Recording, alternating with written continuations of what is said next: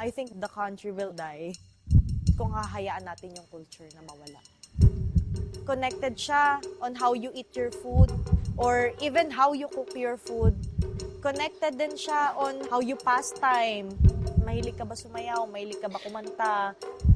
Because of the rise of globalization, may role or may mission na kapag nagpa-perform kami, it's not just for entertainment. It's for education. Dahil doon, in a way, na re-retain pa rin ng Filipinos yung identity, especially through dance. Kasi we're not just performing dance, di ba? We're performing the culture itself.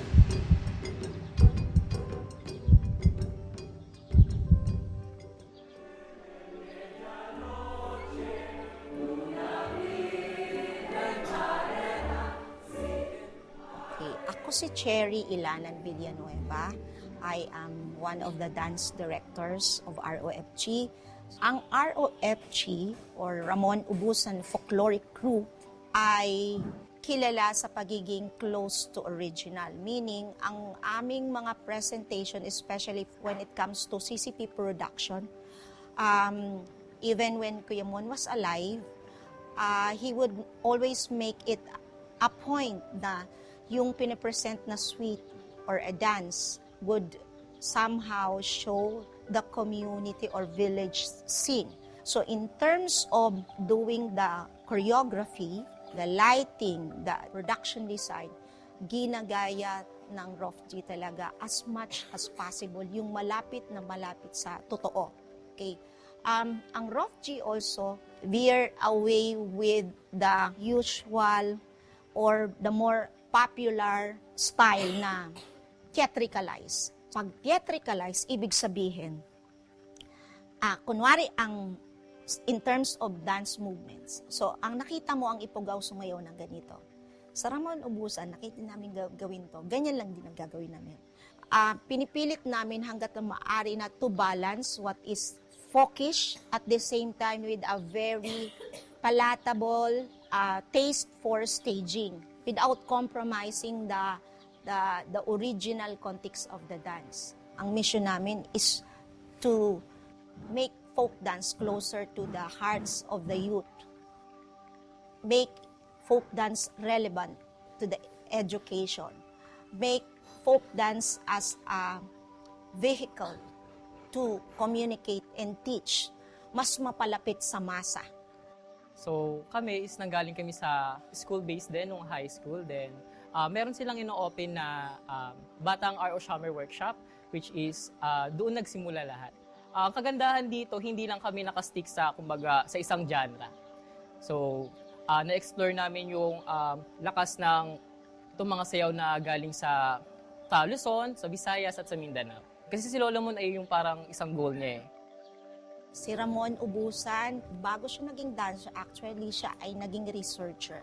Yun talaga yung naging foundation ng kanyang pagka-expose sa dance. Hanggang sa dahil wala pang video camera, hindi maintindihan ng dancer dahil yung descriptive yung kanyang research. Sabi ni Mami Ortula, the late national artist Lucrecia Ortula, ano yun? Show it. So, napilitan siyang sumayaw. And then, because dahil nga siya ay researcher ng bayanihan, at the same time dancer siya, nakikita niya yung evolution ng from the raw to that stage.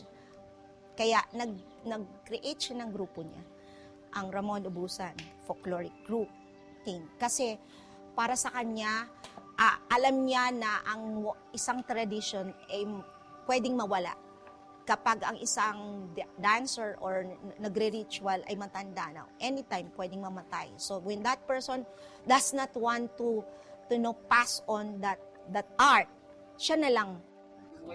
The way we present to you dances is not our skill, it's not the ability. It's the ability to interpret the essence of the dance.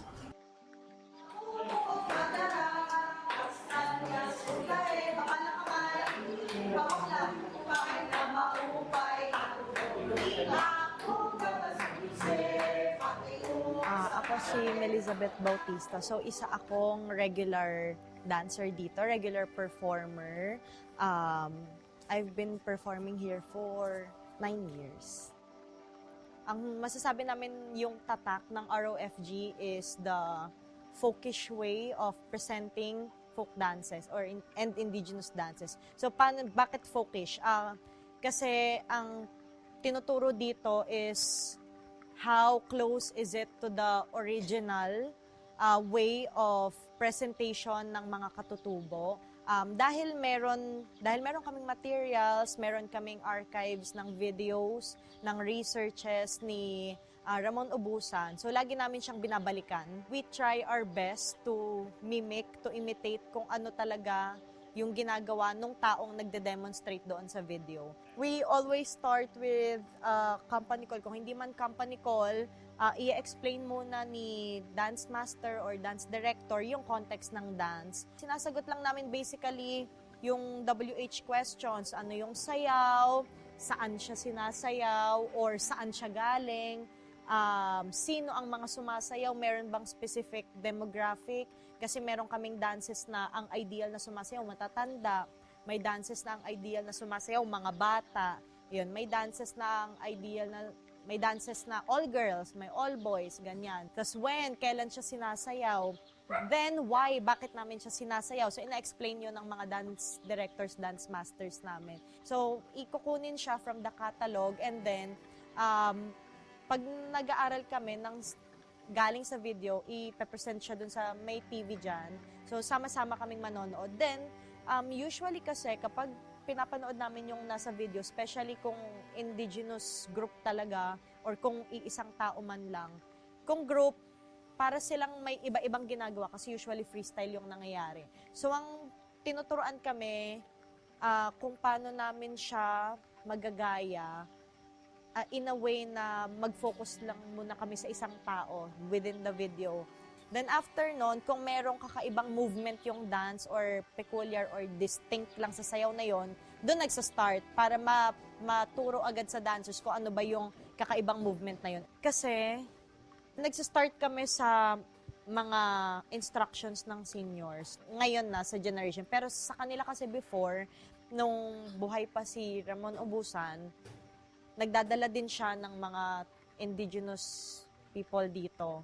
So yun, sila na yung nagsasabi, nagkakaroon sila ng dialogue kasi kilala na siya. So from him and through him, doon na niya nasasabi na bawal yung ganito, ayaw nila ng ganito. So ngayon, yung information na yun na yung napapasa namin. And also, minsan, meron ding kaming mga shows or performances na may nagko-comment, may nagbibigay ng feedback from the indigenous groups or minsan taga-locals ng isang probinsya, kaya magko-comment about sa dance na pinerform namin. We apply it. If wala naman, we will start figure by figure or part by part.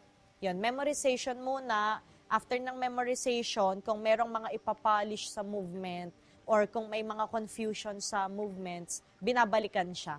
Then we will go with the polishing naman, part by part.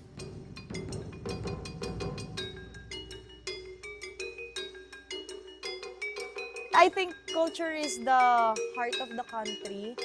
Ito yung nagbibigay ng identity sa tao. Ito yung nagbibigay ng diversity also. Ito yung nagbibigay ng practices on how you live your life and in a community, kung paano ba nabubuhay ang isang community. So I think kapag nawala ang culture or yung mga practices within the culture, mawawala lahat ng meaning ng life because it's interconnected. Kasi there has to be somebody who would allow the teachers and the students to remember who we are sa pamamagitan ng folk dance, ng sayaw. Walang masama na aralin natin yung mga bagong sayaw, aralin natin, kumbaga, mamuhay tayo kung ano yung realidad ngayon. Very modern na tayo pero sana, huwag natin kakalimutan kung ano talaga yung atin, kung ano yung pumubog sa pagkatao natin, kung ano yung mga umimpluwensya sa atin noon pa.